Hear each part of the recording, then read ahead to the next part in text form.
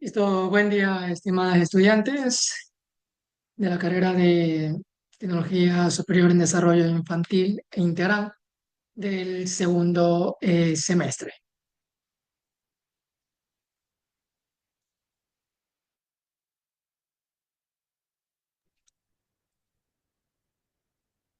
Bueno, en esta hora sincrónica vamos a ver las temáticas que corresponden justamente a, para terminar lo que es la unidad 1. Teniendo en cuenta que en la unidad 1 entra lo que es la historia del computador, la evolución, cosa que eso lo vimos en la clase anterior, ¿sí? Igual en las horas pasadas. Vimos también un poco sobre los componentes, bueno, lo que es informática, lo que es computador.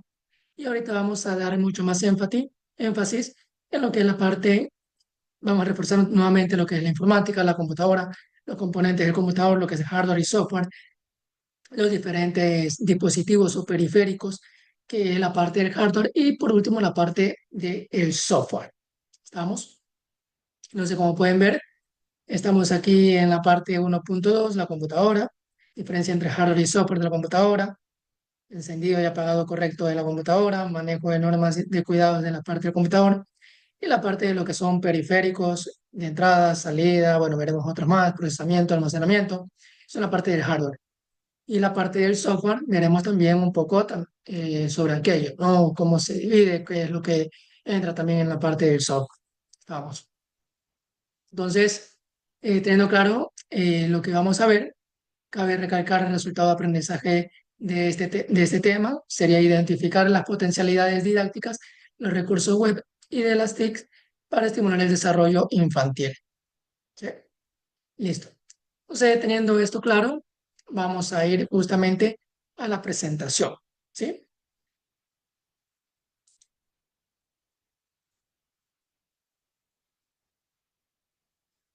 Listo.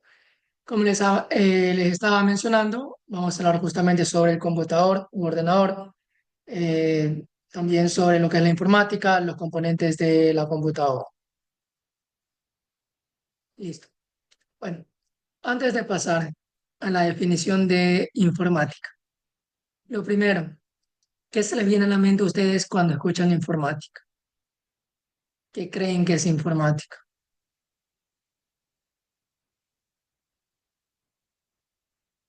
Estamos, información, ya, procesamiento de la información, ¿cierto? ¿Qué más puede ser? Automatización. Bueno, tomando todas estas palabras, vamos a llegar justamente a la definición de informática. ¿Qué nos dice la informática o qué es la informática? Entonces, el Acuerdo Cultural 2008 nos dice que la informática es la ciencia que estudia el tratamiento automático de la información mediante máquinas llamadas ordenadores o computadores. ¿Sí? Ahora, ya teniendo claro lo que es la informática, ahora sí, vamos a ver qué es un computador u ordenador. La pregunta nuevamente para ustedes. ¿Qué es un ordenador o qué es un computador para ustedes? ¿Qué me dice? ¿Qué sería para ustedes un computador? ¿Un equipo? ¿Qué más?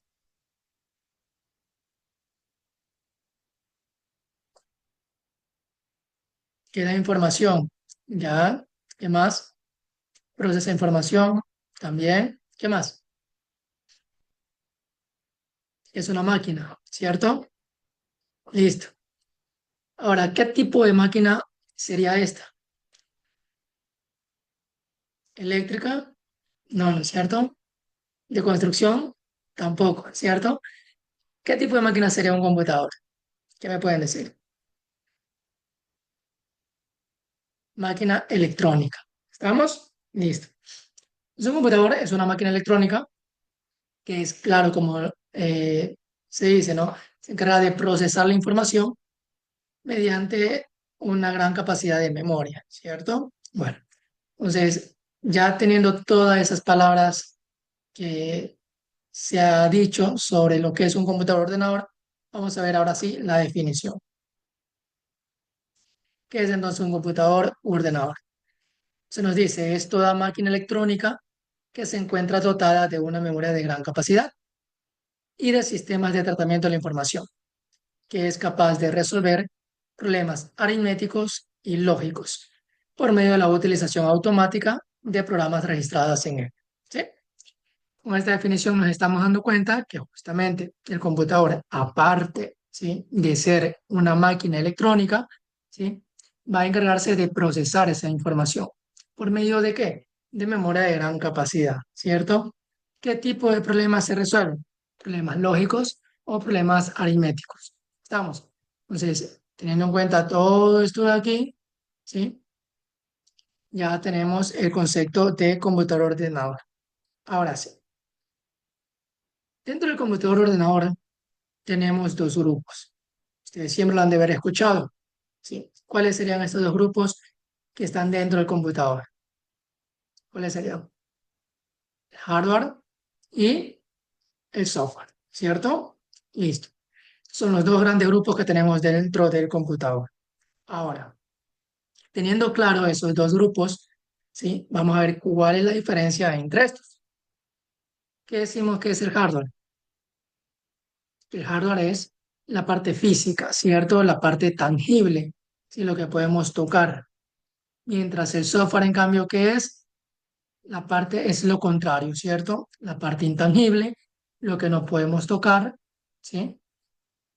Cabe explicar que lo que es la computadora, ordenador, o también lo que actualmente estamos viendo sobre la inteligencia artificial, todo aquello, ¿sí? Podemos darnos cuenta que todos estos avances tecnológicos han ido evolucionando o se han tomado, mejor dicho, de acuerdo a lo que somos nosotros los humanos, ¿cierto? Por ejemplo, cuando nosotros éramos pequeños, que nos decían que nuestro cuerpo era, ¿cierto?, la parte física, que era la cabeza, tronco y extremidades, ¿cierto? Eso es la parte física que podíamos tocar. Lo mismo en la computadora, la parte electrónica, la parte de piezas, lo que podemos tocar es el hardware, ¿cierto? Y nosotros los humanos, el software nuestro, ¿cuáles serían? Nuestra inteligencia, razonamiento, emociones, ¿cierto?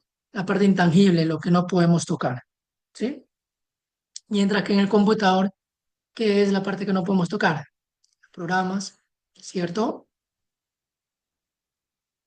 Cómo internamente se ejecutan los programas, eso no lo podemos tocar, ¿cierto? No lo podemos palpar. Entonces, ahí viene la gran diferencia entre la parte del hardware y la parte del software. Listo. Vamos a ver entonces la definición de hardware. ¿Qué es el hardware entonces? Ahora sí entramos a los componentes del computador. Recuerden, dentro del componente del computador tenemos dos grupos, hardware y software. Ya vimos la diferencia. Ahora vamos a ver las definiciones. Qué es el hardware? Entonces, el hardware es el conjunto de todos los componentes materiales o físicos de un sistema informático. ¿Sí? Entonces, como les estaba indicando, ¿no? No viene a ser la parte física, lo que podemos tocar, lo que podemos palpar. Estamos. Ahora, dentro del hardware, ¿sí?, tenemos varios dispositivos, ¿sí?, que comprende todo lo que tiene que ver con la parte física. De ahí que tenemos los siguientes dispositivos. Vamos con el primero, dispositivo de entrada. Este dispositivo, como su nombre lo indica, ¿qué es lo que permitiría hacer en el computador? ¿Qué me pueden decir? De entrada, ¿cierto? Input que ingresa, ¿sí? Son dispositivos que permiten ingresar información en el computador. ¿Estamos? Listo. Vamos a ver ahora sí la definición. Dispositivos de entrada. ¿Qué nos dice? Está compuesto por los dispositivos que se encuentran fuera del ordenador y su misión es proporcionar información e instrucciones. ¿Sí? ¿Estamos? Ahora sí. ¿Cuáles serían estos dispositivos? Vamos a verlos. Ahí tenemos los diferentes dispositivos, ¿sí? Recuerden, dispositivos de entrada. Por ejemplo, el teclado. ¿Qué ingresaría el teclado o al computador? ¿Qué tiene el teclado? Teclas, ¿cierto? Ya, ¿qué hay en esas teclas? Correcto. Letras, ¿cierto? Números, signos o símbolos, ¿cierto? Entonces, eso ingresa el teclado al computador. Vamos con el segundo. El mouse o ratón que ingresa al computador. El movimiento de la flechita. Ya. Ese movimiento de la flechita, ¿qué ustedes creen que proporciona al computador entonces? Entonces, ese movimiento que hace la flecha, si yo, por ejemplo, coloco mi flecha, estoy aquí, ¿sí? Y luego la muevo acá, ¿qué me está dando? Una dirección, una posición, ¿cierto? Entonces, el computador, todo el computador, la pantalla del computador trabaja en dos dimensiones. ¿Cuáles dimensiones serían estas aquí? Entre los ejes X y Y, ¿cierto? Entonces, si yo pongo aquí el mouse, aquí que lo estoy moviendo, lo coloco aquí encima del teclado, el momento que yo lo sitúo ahí, le está dando una información al computador que está en la posición X y Y de la pantalla. Por eso cuando nosotros estamos encima de una carpeta, sabe que estamos encima de la carpeta. Y cuando damos doble clic, por eso la abre. Esas vienen a ser otros, otras cosas que ingresa el mouse, serían las acciones. Entonces, cuando le damos doble clic, ingresa, ¿sí? Cuando damos clic derecho, nos muestra el menú contextual. ¿Estamos? Listo. ¿Qué más tenemos? El joystick o control de mandos, ¿cierto? El joystick o control de mando, ¿sí? Entonces ingresa, por ejemplo, con los botones, hay diferentes acciones, con las flechas, también dirección hacia arriba, hacia abajo, a la derecha, a la izquierda, y aquí con la parte de las palanquillas móviles también da movimiento, ¿sí? Como que estuviéramos moviendo el mouse, ¿cierto? En este caso sería moviendo el objeto en el cual se está realizando el juego. Estamos, listo. Cámara web. ¿Qué ingresaría a la cámara web? Imágenes, ¿cierto? Videos. Bueno, videos viene a ser también imágenes. ¿Cuál es la diferencia de la una con la otra? Que una imagen, una foto es una imagen física, perdón, una imagen estática, ¿sí? Mientras que el video, en cambio, es una imagen en movimiento, ¿sí? Lo que se llama fotogramas, ¿sí? ¿Qué más tenemos? El escáner. El escáner también lo mismo. Pero miren la forma de ese escáner, ¿no? Son de los escáneres antiguos, ¿sí? Ingresan los escáneres, ingresa también imágenes, también ingresa texto, ¿sí? ¿Qué más tenemos? Micrófono. ¿Qué ingresa el micrófono? Ingresa audio, ¿cierto? Listo. El lector de código de barras. ¿Qué ingresa? Justamente es la lectura del código de barra y automáticamente si estamos en un sistema, ¿cierto? Coge y pum, hace la acción o nos muestra el producto de acuerdo al código de barra que se tiene, ¿sí? Listo. ¿Qué más tenemos? Lápiz óptico, ¿sí? Ahora, muy importante. El lápiz óptico, sí, nos sirve, ¿cierto?, para escribir, para hacer algún rasgo, algún dibujo, lo que sea. Pero este lápiz óptico necesita algo para que funcione, ¿sí? ¿Qué necesitaría el lápiz óptico? Una tableta, ¿cierto? Pero no una simple, no una simple tableta, ¿sí? Sino que sería una tableta digitalizadora, ¿sí? Como vemos aquí en pantalla, ¿sí? Una tableta digitalizadora, ¿sí? Y el lápiz óptico. ¿Listo? ¿Estamos? Ya.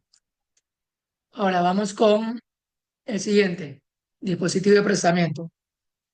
Vean ustedes ahora qué hace este dispositivo de procesamiento. A ver,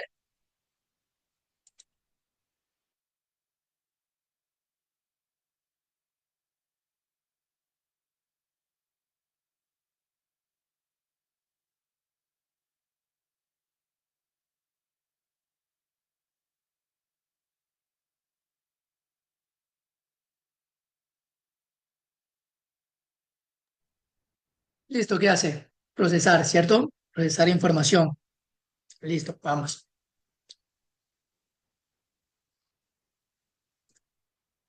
Entonces, ¿qué hace el dispositivo de procesamiento? Justamente, son los encargados de realizar el procesamiento de la información. ¿Como cuál? Como el CPU, que significa Unidad Central de Proceso. A veces mal llamamos, ¿sí? Al computador de escritorio, decimos, pásame el CPU, ¿cierto? Pero toda esa caja se llama case. ¿Estamos? El CPU es algo pequeño, es un pequeño chip de silicio que se encarga justamente, como lo dice ahí, de procesar la información. Vamos a verlos. Ahí tenemos los CPU, ¿sí? Esos son los CPU, no lo que nosotros normalmente decimos a toda la caja. Esa caja se llama case, ¿sí? Listo. Entonces, estos CPU o procesadores, ¿sí? Se puede decir que tenemos dos marcas comerciales, que es la Intel, ¿sí? Y la AMD. ¿Estamos? Entonces, la Intel trabaja con lo que nosotros conocemos con los Core i3, i5, i7 y 9, ¿sí? Creo que ya van por el i11, ¿sí? Entonces, claro que también la Intel tiene el Pentium 4 que ya muy poco les recomiendo que se utilice. También tenemos Dual Core, ¿sí? Que también les digo muy poco que utilice, sino que si van a comprar un computador, hagan el esfuerzo y compren una i3 o i5, ¿sí? Ahora, aparte de ver si es Core i3, i5, i7, i9 o u i11, ¿sí? Verificar qué generación es. Eso es algo muy importante. Hay que tener en cuenta lo siguiente, que a medida que va avanzando la generación, va también mejorando el nivel de procesamiento de la información, ¿sí? Recuerden que ya ahorita estamos trabajando bastante con lo que son la inteligencia artificial.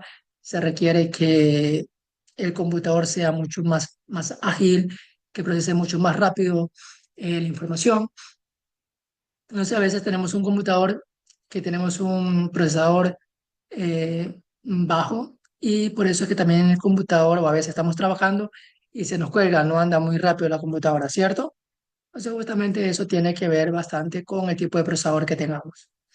Ahora, por el lado de AMD, tenemos también el Ryzen, ¿sí? Que yo les recomendaría que de aquí en adelante, si quieren hacer una inversión de comprarse un computador, sea un Ryzen, ¿sí? Un Ryzen 3, un Ryzen 5, un Ryzen 7. La gran diferencia entre Intel y AMD, ¿sí? Es la capacidad que han tenido de cada uno de ir evolucionando, ¿no? AMD fue uno de los primeros procesadores que trabajaron con núcleos físicos. Intel en un principio los emulaba. Por ese lado, AMD está mucho más arriba, más adelante que Intel. Por ejemplo, si ustedes compran una Ryzen 3, es como que tuvieran un i5. Si compran una Ryzen 5, es como que tuvieran un i3. Si tuvieran Ryzen 7, es como que tuvieran una i9. ¿Sí? Entonces, eso ahí para que tengan en cuenta. ¿Sí? No sé si es que haya i11, sinceramente no les puedo decir con certeza si hay un Intel i11, ¿sí? Pero dejémoslo hasta Core i9, ¿sí? El Ryzen sí tiene hasta Ryzen 7. ¿Estamos? Listo. Ahora, lo siguiente que viene son los dispositivos de almacenamiento. ¿Qué creen ustedes que hacen los dispositivos de almacenamiento? Como su nombre lo indica, ¿qué creen que hace? Almacena información, ¿cierto? Correcto, ¿sí? Dispositivos de almacenamiento, como su nombre lo indica, se encargan del almacenamiento de la información, ¿sí? Vamos a ver la definición. Que un dispositivo de almacenamiento nos dice se compone por los dispositivos encargados de almacenar de manera continua la información. Ahora vamos a ver los diferentes tipos de dispositivos que tenemos para almacenar la información. Vamos a ver cuáles son. Tarjetas de memoria, ¿sí?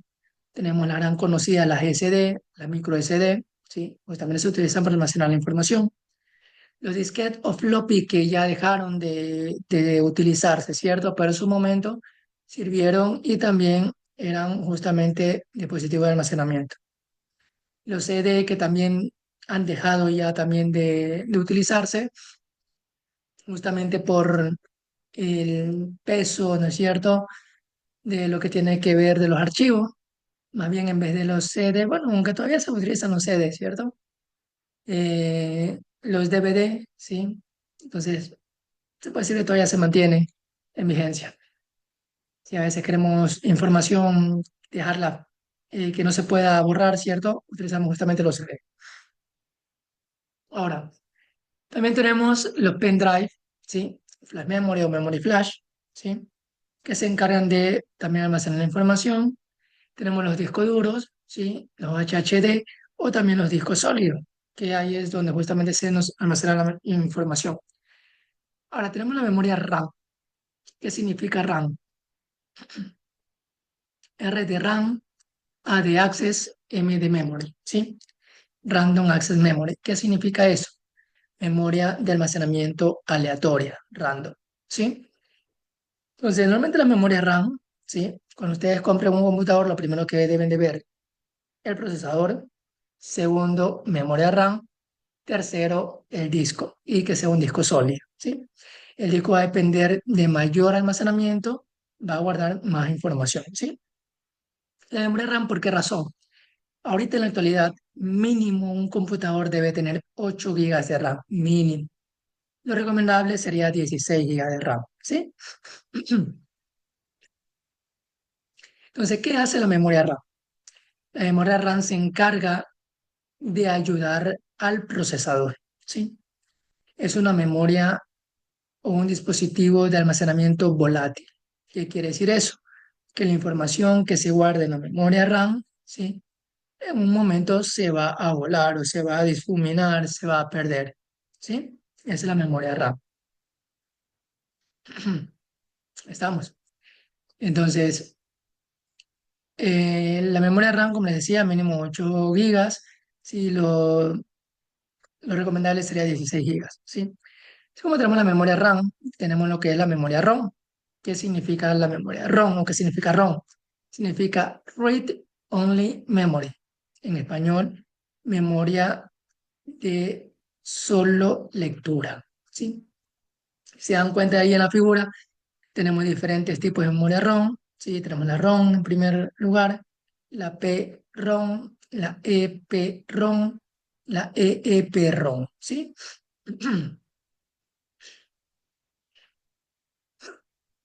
Entonces, ¿qué hace esta memoria? Como su nombre lo indica, esta memoria ya viene una información grabada ahí, ¿sí? Que el computador lo que hace solamente es leerla, nada más. No puede modificar esa información, ¿sí? Porque es una información que ya viene preestablecida, ya viene escrita en esa memoria, ¿sí? No se puede borrar esa información. ¿Qué otra o qué otro dispositivo de almacenamiento tenemos? Yo sé que muchos lo utilizamos en nuestros celulares. ¿Cuál sería? Listo, vamos a verlos. Serían los dispositivos de almacenamiento en la nube, ¿cierto? Ahí tenemos varios. Tenemos el Box, el iCloud, que se utiliza en los iPhone, ¿cierto? O en la Mac. Tenemos el Google Drive, tenemos el Mega, el OneDrive. El OneDrive trabaja con el correo electrónico de Outlook o Hotmail. Tenemos el Dropbox y tenemos el de Habit, ¿sí? Entonces, se puede decir que son las nubes de almacenamiento más conocidas, por eso te las he colocado, ¿sí? Ya que, bueno, hay un sinnúmero de nubes de almacenamiento, ¿sí? Pero les he colocado las más comunes, ¿sí? ¿Qué más tenemos? Dispositivo de salida, vamos para darle para atrás. Listo. Cuando hablamos de los dispositivos de salidas, ¿qué ustedes creen que hace el dispositivo de salida?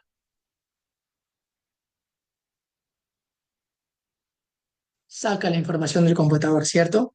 Entonces, después que se ha ingresado la información, después que se ha procesado la información, se le almacena la información, hay que ver la forma como se la muestra.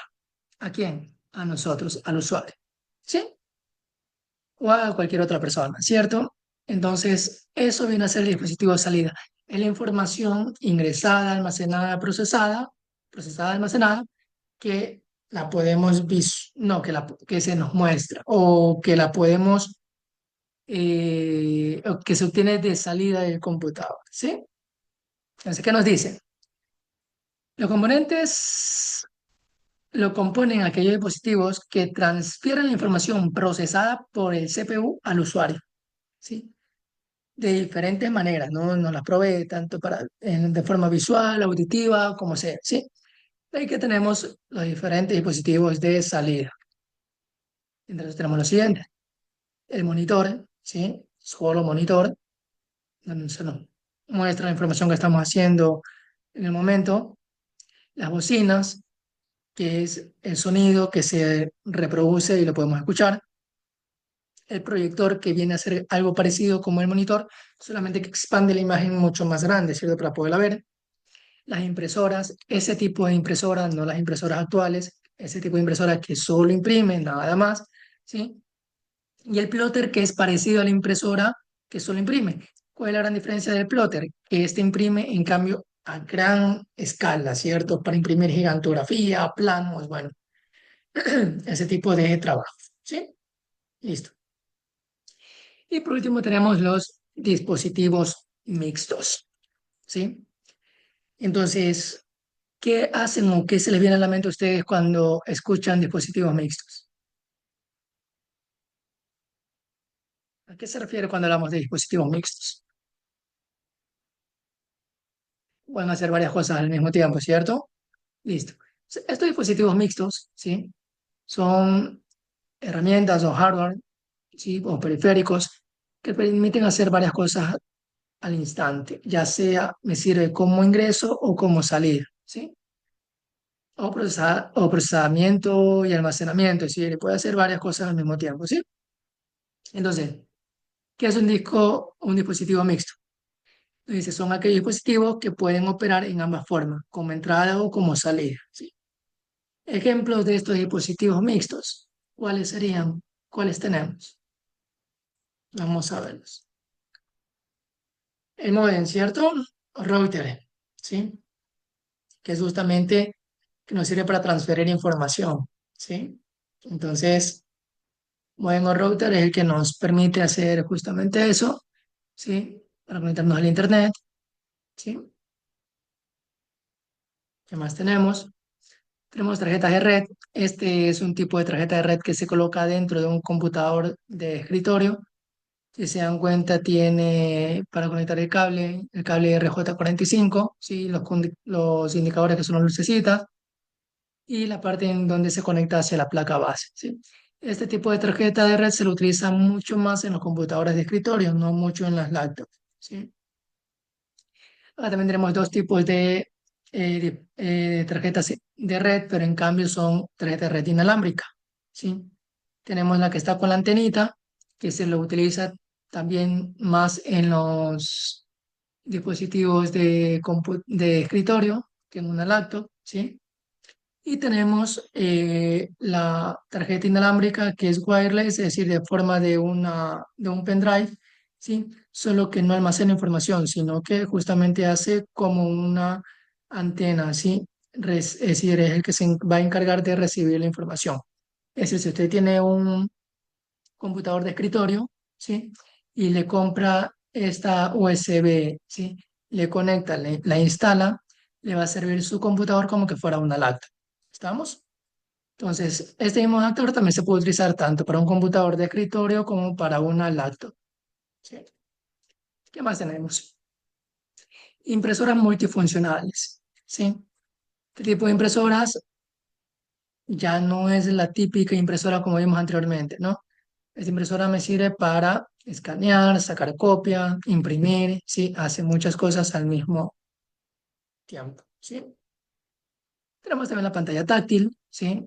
Que aparte de mostrarnos información, podemos trabajar por medio de la huella dactilar, ¿sí? Hacer movimientos en nuestra pantalla, ¿sí? Escoger, abrir, sí, mover, bueno, hacer todo eso, ¿cierto?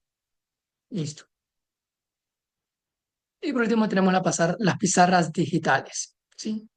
Las pizarras digitales es parecido como en Focus, un proyector, solamente que este tiene un pequeño software o a veces se lo instala en un computador o trae su propio Se puede decir en su propia arquitectura, ¿sí? En la misma pizarra, ¿sí? La cual en el momento que proyecta trabaja tal cual como que fuera un computador, ¿sí? Se puede visualizar y al mismo tiempo uno puede una imagen retocarla, escribir en la pizarra, bueno, hacer todo eso, ¿sí? Son pizarras digitales. Listo. Sea, todos estos componentes que hemos leído, ¿sí? Que hemos visto, todos estos dispositivos, se unen por medios de buses, ¿sí? Nos dice, estos componentes se encuentran conectados con la unidad central de proceso por un conjunto de cables o circuitos llamados buses. Ahí tenemos ejemplos de los diferentes tipos de buses. Tenemos los buses antiguos, que eran los buses de datos IDE, ¿sí? Ya estos muy pocos se los utiliza. Tenemos los buses de datos SATA, que son los que todavía seguimos utilizando y estamos utilizando. Sí, la diferencia entre el uno y el otro es que el uno era por medio de pines, su comunicación o su transferencia de información es mucho más lenta, mientras que los otros, el SATA, trabaja casi como una USB, su información es mucho más rápida, se procesa más rápido, bueno, es mucho mejor, ¿sí? Y por último tenemos los buses de datos SSI, que fueron también uno de los primeros tipos de buses que hubieron, ¿sí? Listo. ¿Cómo resumimos todo lo que son los dispositivos o la parte de hardware de nuestro computador? Lo resumimos en esta imagen, ¿sí? Entonces, viene la información por medio de los dispositivos de entrada o elementos de entrada, entran al CPU, ¿sí? Que se encargaba justamente de procesar la información. Y nosotros vimos en, en la definición de computadora que la computadora se encargaba de resolver dos tipos de problemas, ¿cierto? Problemas aritméticos y problemas lógicos, ¿sí? Entonces, asimismo, el computador tiene dos módulos justamente para poder resolver esos dos tipos de problemas. El primer módulo es el que ustedes ven aquí, ¿sí? Se me fue. El primer módulo es el que ustedes pueden ver, que dice CU, que se encarga de todo lo que tiene que ver con la unidad de control, ¿sí? Y el ALU, que se encarga justamente de la parte aritmética, ¿sí? Unidad de aritmética lógica, ¿sí? Esos dos módulos son los que se encargan de procesar justamente la información del computador. ¿Estamos? ¿Con la ayuda de quién? Lo que les indicaba. Muy importante, la memoria central o la memoria RAM, ¿sí? En la que le va a ayudar justamente a liberar, ¿sí? O a almacenar temporalmente cierta información que el procesador está procesando, manejando variables, resultados, todo eso. La memoria principal o la memoria RAM le va a estar ayudando. Todo eso, sí, después de procesarse, se almacena en una memoria auxiliar, ¿sí? Ya sea, bueno, en un dispositivo de almacenamiento, ¿cierto? Soportes magnéticos, ópticos, los que habíamos nombrado anteriormente, disquete, floppy, disco duro, disco sólido, bueno, todo eso, ¿sí? Después que hace toda esta información, viene y nos las provee al usuario por medio de los elementos de salida o los dispositivos de salida que lo mencionamos anteriormente. ¿Estamos? Con esto terminamos la primera parte, que es la parte del hardware, todo lo que tiene que ver los periféricos, ¿sí? Del computador. Ahora sí, vamos a la parte intangible, la parte que no podemos eh, tocar, no podemos palpar, ¿sí? Bueno, vamos a tomarnos unos minutitos para continuar, ¿sí?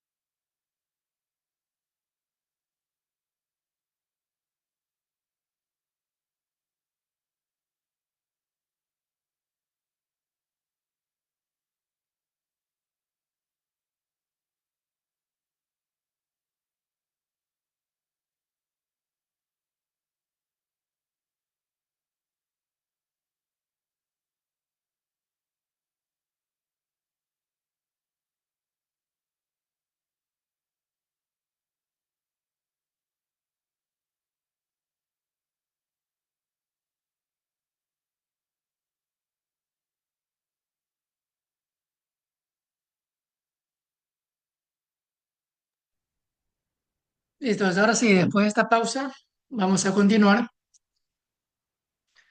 con la segunda parte, ¿sí? Que es en cambio hablar sobre lo que es la parte de el software, ¿sí? Ya habíamos dicho que el software, en cambio, es la parte intangible, lo que pues, no podemos tocar. Dentro del software tenemos tres grandes grupos, ¿sí?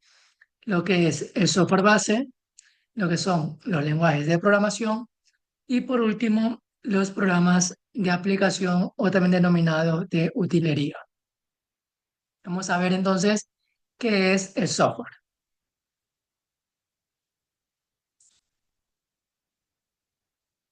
¿Qué nos dice qué es el software? Nos dice, es el conjunto de programas y aplicaciones que se utilizan en un sistema informático, ¿sí? Como les he indicado, entonces dentro de estos programas y aplicaciones tenemos esos tres grandes grupos. Vamos con el primer grupo que sería el software base. ¿Qué es el software base y cuáles serían estos? Entonces nos dice, software base son el conjunto de programas que facilitan el trabajo del ordenador, ¿sí? Dice sistemas operativos y las utilidades o programas de servicio. Entonces, ya habíamos dicho en la definición de computadora que un computador es una máquina electrónica, ¿cierto? Si el computador es solo una máquina electrónica, ¿sí? No nos sirve para nada, no pudiéramos hacer nada, ¿sí? Se estaría solamente ahí la máquina y nada más. Necesitamos de ley del software base para que ese computador funcione, no muestre interfaz gráfica, no muestre la parte bonita, ¿cierto? Y a eso también le denominamos sistemas operativos, ¿sí? Nos dice, y las utilidades o programas de servicio. ¿Cuáles serían estos software base o sistemas operativos? Bueno, antes de eso, dentro del software base tenemos también dos tipos de software: software libre y software propietario o comercial o pagado, ¿sí? ¿Qué es el software libre? Vamos a leer lo que nos dice. Nos dice que un software libre suele estar disponible gratuitamente o al precio de costo de la distribución a través de otros medios. Sin embargo, no es obligatorio que sea así. Por lo tanto, no hay que asociar software libre a software gratuito, ya que conservando su carácter de libre, puede ser distribuido comercialmente como software comercial, ¿sí? ¿Qué nos quiere decir esto? Sí, que el software libre, ¿sí? Como su nombre lo indica, es libre, nosotros lo podemos descargar, lo podemos instalar, ¿sí? Pero al mismo tiempo, si queremos tener mucho mejores prestaciones, mucho más seguridades, puede llegar a costar o puede tener un valor, un costo. Entonces deja de ser libre o deja de ser gratuito, como su nombre lo indica, para ser un software comercial, un software pagado, ¿sí? Entonces, eh, ¿cuáles serían estos software libre? Otra cosa que también nos permite el software libre es que nosotros podemos ocupar su código. Si sabemos programar como es debido a ese nivel, el código es abierto. ¿Qué quiere decir? Que el software libre nosotros lo podemos descargar, aparte de poder instalar, podemos modificar el sistema operativo y crear nosotros con ese sistema operativo nuestro propio sistema operativo, ¿sí? Vamos a ver ejemplo de software libre. Bueno, antes de ir al ejemplo de software libre, vamos a ver la definición de software pagado. ¿Qué nos dice la definición de software propietario, software pagado, software comercial?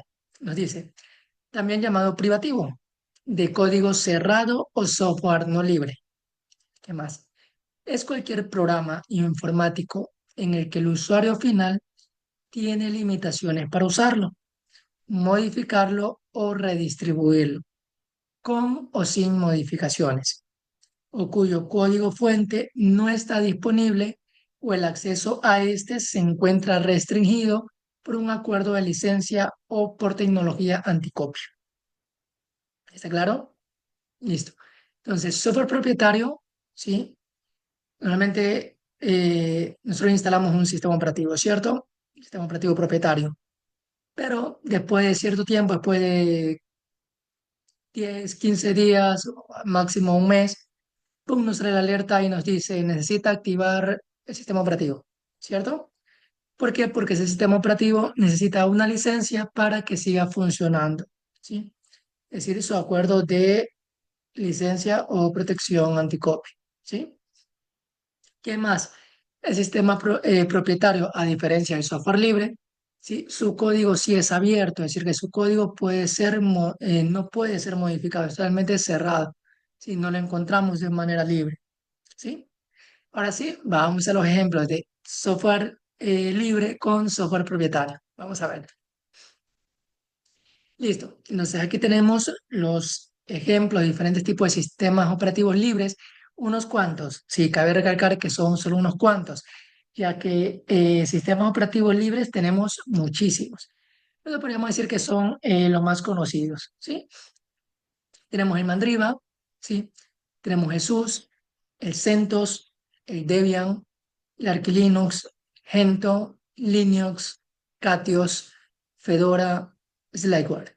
Ahora, ¿se acuerdan lo que les había indicado que era un software libre? Que el software libre puede tener su código abierto y del cual hacer su propio sistema operativo. Eso pasó con Ubuntu. Si ven, miren, está Ubuntu y de Ubuntu crearon el Kubuntu. Del Ubuntu también crearon el Subuntu. Del Ubuntu también sacaron el Edubuntu, ¿sí? Así como hay estos sistemas operativos, ¿sí? También tenemos un sinnúmero de sistemas operativos más. Y así como se había dicho que pueden ser sistemas operativos de software libre, pueden dejar de ser libre a ser también software propietarios o pagados. Por ejemplo, el SUS también tiene ese sistema operativo para servidores.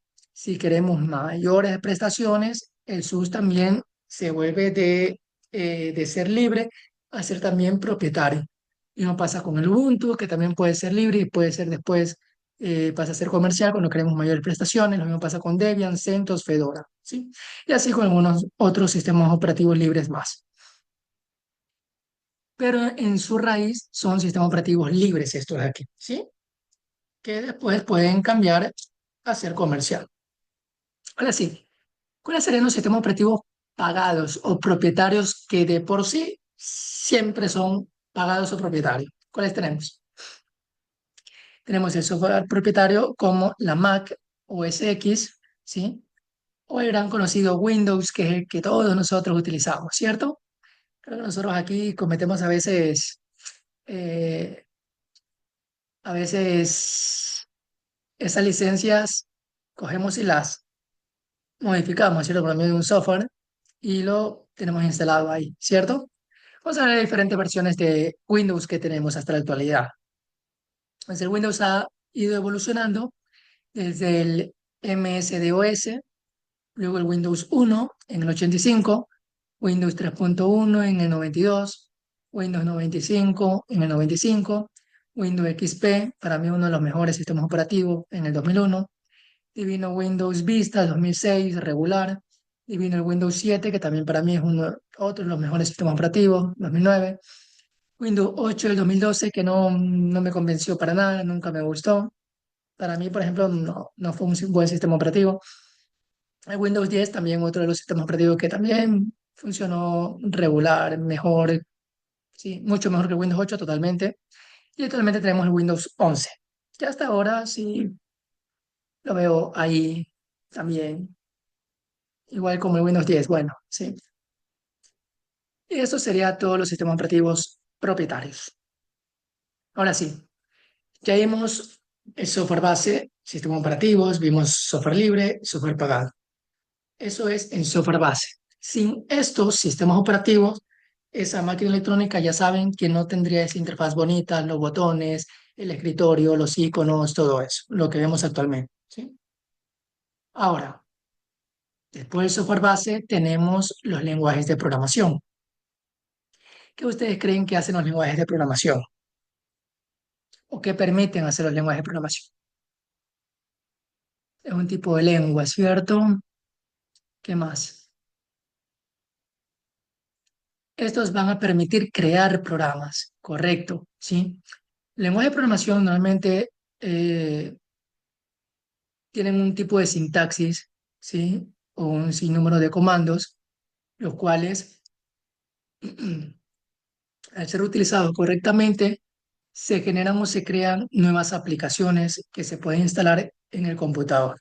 ¿Estamos? Vamos a ver la definición de lenguajes de programación. Los lenguajes de programación que constituyen la herramienta para la confección de las diferentes aplicaciones o programas. Eso van a ser los lenguajes de programación. ¿Cuáles serían? Aquí tenemos también unos cuantos, porque también los lenguajes de programación es un mundo total, ¿sí? Y la codificación, los comandos también es un mundo, es abismal, chicas. Entonces tenemos Java, Ruby, C Sharp, PHP, C++, Objective-C, Python, Perl, Go, JavaScript, the C Programming Language, Visual Basic, ¿sí?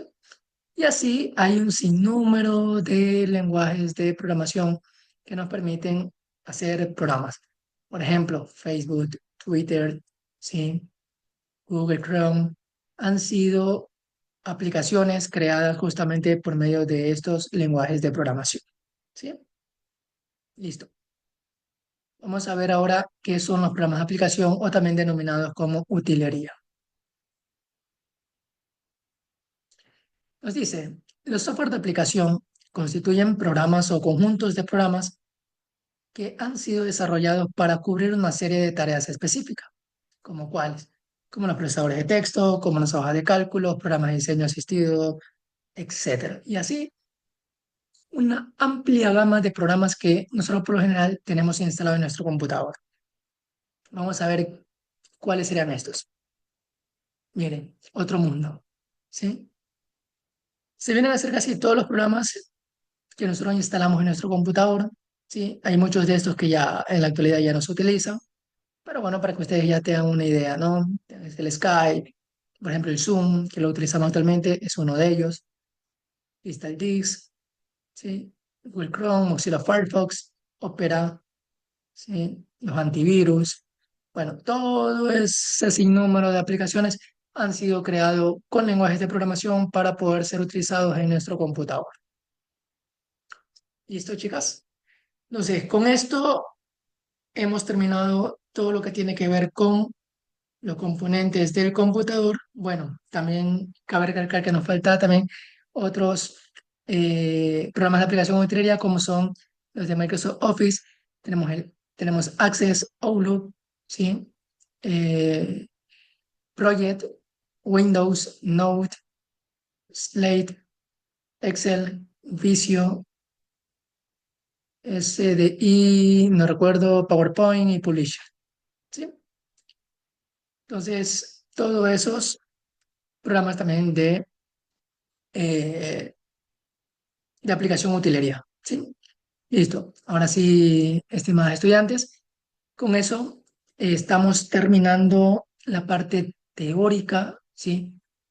De nuestra primera unidad, la evolución de o la historia del computador.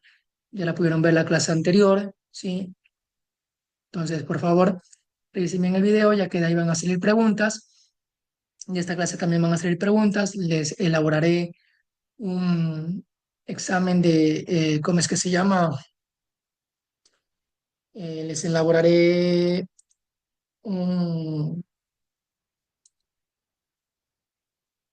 eh, eh, eh, a ver, les elaboraré, ¿cómo es que se llama? Las preguntas, ¿sí? Para el examen de refuerzo académico, ¿sí? Las cuales en el transcurso de esta semana les estaré colocando, ¿sí? Listo, chicas. Con esto terminamos nuestra clase, la parte teórica, y vamos a ver una partecita más adicional que tenemos justamente en nuestra unidad uno, que nos decía, por ejemplo, aquí, encendido y apagado correcto de la computadora, manejo y normas de cuidado de las partes del computador, ¿sí? Entonces, primero, ya saben, ¿cierto? Que cuando abrimos una aplicación, siempre tenemos, ¿no? Acá estos botoncitos, guión para minimizar, que se reduce, ¿sí? Tenemos este botoncito que es de restaurar, ¿sí? Miren, lo vuelve a un tamaño normal. Si yo lo hago acá, con la flechita lo reduzco o lo amplío, ¿sí? El signo cuadrito me sirve como para maximizar, ¿sí? Y por último tenemos la X de cerrar, ¿sí? Listo. Cabe también tener en cuenta los diferentes iconos que se manejan dentro de un computador. Estos iconos, por ejemplo, el tachito de basura siempre será utilizado para eliminar, borrar, ¿sí? Información. Cada vez que ustedes vean ese tachito es porque es de borrar. Cuando ustedes vean esta figura de engrane, ¿sí? Significa que es para configurar, ¿sí? Para hacer ajustes, ¿sí? Listo. Otra cosilla también que siempre deben tener en cuenta cuando tenemos los iconos aquí, ustedes le pueden dar clic derecho, ¿sí? Pueden lo que es abrir, buscar un programa también para abrir con quién, compartirlo, ¿sí? Ya sea en red, pueden agregarlo como un favorito, ¿sí? Pueden comprimirlo, ¿sí? Es decir, que el archivo pese menos, ¿sí? Vamos a mostrar más opciones. También pueden cambiar el nombre, ¿sí? Acá tenemos cambiar nombre, lo pueden eliminar, ¿sí? Que el acceso directo. Ahora, si ustedes quieren eliminar un archivo de forma permanente, presionamos la tecla Shift, suprimir, y les va a aparecer esta ventanita que les dice, ¿está seguro que desea eliminar este archivo de forma permanente? Si ustedes borran un archivo de esa manera, ese archivo no se le va a ir a papel de reciclaje, sino que se le va a borrar definitivamente. Yo le voy a poner no, ¿sí? Entonces, eso para que también lo tengan en cuenta. Estamos. Si ustedes quieren ver cuáles son las características de su computador, van aquí donde dice equipo, clic derecho, ¿sí? Mostrar más opciones, perdón, aquí donde dice propiedades, y ahí van a tener la información de su sistema operativo, de su computador. Por ejemplo, mi computador es una HP de 15.6 pulgadas, ¿sí? Tiene un procesador AMD Ryzen, ¿sí? Es de séptima generación, ¿sí? Que trabaja con 2.4 GHz. La memoria RAM instalada, como les indicaba, es una memoria RAM mínima, ¿sí? La que se recomienda que sería 8 gigas. Si fuera de 16 a 32 sería mucho mejor, ¿sí? Bueno, acá ya son otras cosas. Trabaja con sistema operativo de 64 bits, ¿sí? Y acá el sistema operativo con el que está trabajando, ¿sí? Estoy trabajando con Windows 11 Home Single Language, ¿sí? La versión en la que está trabajando y desde la fecha que se instaló, ¿sí? Listo. Son información necesaria que ustedes deben de conocer. ¿Qué más tenemos? Ahora, algo que les decía en el PA, ¿cómo es el correcto apagado del computador? Si es un computador, una laptop, no la cierren y métanla en la mochila, no la carguen encendida. Siempre recomienden apagarla, ¿sí? Vayan acá al botón de Windows, ¿sí? Van siempre este icono de aquí, ese circulito con la rayita en medio, es de apagado, en todo lado. En todo equipo electrónico que ustedes vean, ese símbolo significa encendido o apagado, ¿sí? Damos clic aquí y luego la opción de apagar y apagamos el computador. También podemos bloquearlo, suspenderlo o reiniciar. El bloquear significa que el computador eh, si bloquea la sesión y me va a pedir una contraseña para poder ingresar, si es que tiene contraseña. Si no, se va a ir a una parte como bloqueo de pantalla y al presionar una tecla va a poder ingresar. El suspender es algo parecido. Sí, bueno, ahí me dice el equipo se mantiene encendido, pero en modo de bajo consumo. Las aplicaciones siguen abiertas para que al activar el equipo vuelvas de inmediato al estado en que lo dejaste, ¿sí? Mientras que el bloquear, en cambio, no. Bueno, es algo parecido. La una con las otras es parecido, ¿sí? Bloquear, bueno, no me dice nada. Y el apagar, como lo dice, cierra todas las aplicaciones y apaga el equipo. Y reiniciar cierra todas las aplicaciones, pero en vez de apagar el equipo definitivamente, lo apaga y lo vuelve a encender automáticamente, ¿sí? Entonces, listo. Para apagar, siempre, ya saben, ir al botón de inicio, ¿sí? Apagar y apagar. No presionar el botón de apagado y apagarlo. Eso solamente en caso extremo. Otra de las cosas que se recomienda en el momento, por ejemplo, que ustedes estén trabajando y por alguna razón ya llega y ¡pum! Se le colapsa el computador. y no le da ni para adelante ni para atrás porque se desbordó la memoria, estaba procesando demasiado. Entonces hay que presionar las siguientes teclas. Control al suprimir y les va a aparecer esa pantallita, ¿sí? Damos clic en administrar tareas y ahí, ¿sí? Ustedes van a poder terminar o borrar, ¿sí? Luego, si ustedes le dan clic, por ejemplo, aquí, van a poder borrar, voy a hacerlo un poquito más grande, aquí, dan finalizar tarea y se termina o se borra, mire. Si yo, por ejemplo, doy clic aquí en Zoom, le doy finalizar tarea, pum, se terminó la grabación. Entonces, eso cuando a veces estamos trabajando con alguna aplicación y que se nos haya parado la máquina, no se haya corrompido en ese momento, ¿sí? Siempre hacer eso en la parte de aplicaciones, ¿sí? La parte de los procesos en segundo plano, eso no lo tocamos, solamente trabajamos en la parte de acá arriba, ¿sí? Lo que es aplicaciones. Listo.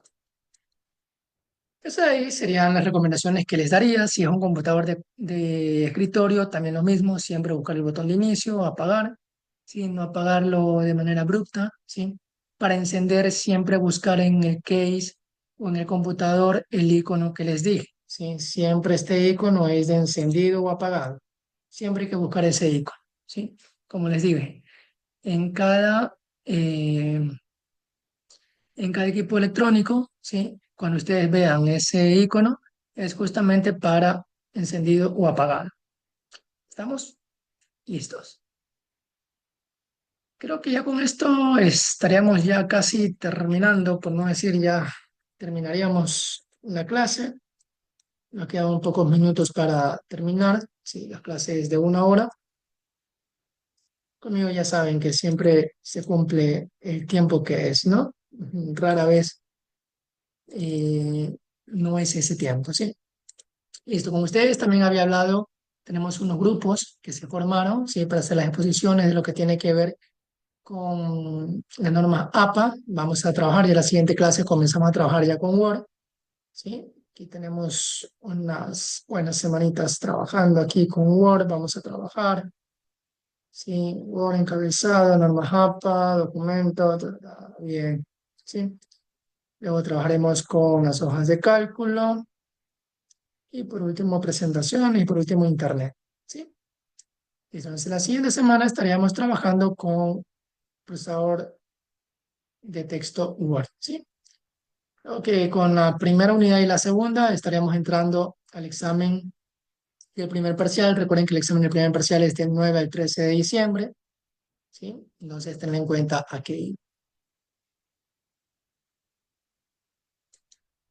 Listo, mis estimadas estudiantes, la próxima clase del día sábado, veremos un poco sobre la práctica que deben de hacer. Sí, veremos también los grupos, explicaré bien cuál es el trabajo grupal que se va a realizar. Sí, vamos a ver más o menos la fecha que tendríamos para exponer. Sería para el 23 el trabajo grupal, exagerado para el 30 sería el trabajo grupal. Sí, para que ustedes expongan, 30 de noviembre. ¿Sí? Entonces, eso, chicas, ¿qué más les puedo comentar? ¿Qué más les puedo decir? Creo que con eso sería todo. Ahorita no puedo ingresar a mi aula virtual porque el día sábado estuve ayudando a algunos estudiantes a ingresar y he cambiado la contraseña, entonces no puedo entrar a mi usuario del aula virtual, entonces no podía mostrarle lo del aula virtual. Lo que sí, ya, no puedo entrar ya, pero en cambio sí, para que ustedes desde ya comiencen a leer, sí, necesito que ustedes lean el libro de normas APA, que es el libro 5. Vamos a ver el enlace. En el aula virtual está el enlace que dice material bibliográfico, ¿sí? Entren, vayan donde dice complementaria. Dentro de complementaria van a buscar el libro 5, ¿sí? Y el libro 5 es justamente las normas APA. Ustedes van a trabajar el trabajo grupal, lo van a hacer expresamente desde aquí, de las normas APA. Ya les voy a colocar de qué página o las temáticas. Tienen que también tener en cuenta que si ustedes solamente me hacen el resumen de este de aquí, que sea el resumen de las normas APA, sería su trabajo sobre 8, ¿sí? Como les había explicado. Pero si ustedes, aparte de hacer esto, cogen, hacen los pasos de cómo se hace eso con las normas APA en Word y todo aquello, ya que yo tengo los videos subidos en YouTube, pueden ir allá a revisarlos. Si es que yo no se los subo, pueden ir a mi canal, revisar ahí los videos, ¿sí? Entonces, ir haciendo los pasos. Si ustedes hacen los pasos, bueno, y le explican cómo es debido, y ya llegarán a su nota sobre 10. Pero si solamente me hacen el resumen de este resumen, su nota será sobre 8. Tanto el trabajo grupal como su exposición serán evaluados sobre 8 y ya no sobre 10. ¿Estamos? Entonces, ya les estoy dando dónde deben de ir, dónde deben de buscar, ¿sí? En qué van a trabajar, con qué libro van a trabajar. ¿Estamos? Próximo sábado igual les estaré explicando bien detenidamente esto de aquí. ¿Estamos? Listo. Otra cosa también, no se olviden de revisar el video que les he subido en el aula virtual, el de cómo subir una tarea, sí, al aula virtual, por favor revísenlo, sí, ya que de ahí depende mucho de cómo ustedes suban sus tareas. Listo, mis estimados estudiantes. Creo que con esto ya cumplimos la hora de clase, me parece. Sí, no sé, no recuerdo bien a qué hora inicié a grabar el video, no tengo aquí un temporizador que me pueda decir. No, no, no. Listo, chicos. Bueno, entonces ya con esto no les canso más, con esto terminaríamos la clase. ¿Sí? Muchas gracias, chicas. Por favor, revisen, estudien, por favor. Ya toda esta información se las estaré subiendo a la aula virtual, ¿sí? Para que revisen el PDF, la diapositiva se las voy a subir para que también la analicen, la lean y estudien, ya que de ahí hay preguntas que justamente subiré, ¿sí? Para que ustedes rindan. Recuerden que ya esa prueba ya tiene un porcentaje, ¿sí? Tiene un porcentaje de valor. Igual es decir, de los videos también les voy a subir ciertas preguntas. Entonces, por favor, para que lo revisen, por favor, lean, estudien, ¿sí? Listo, mis estimadas estudiantes, muchas gracias y un buen y excelente, terminen de pasar un buen fin de semana y un excelente inicio de semana 11 de noviembre de 2024. Nos vemos, pasen bien.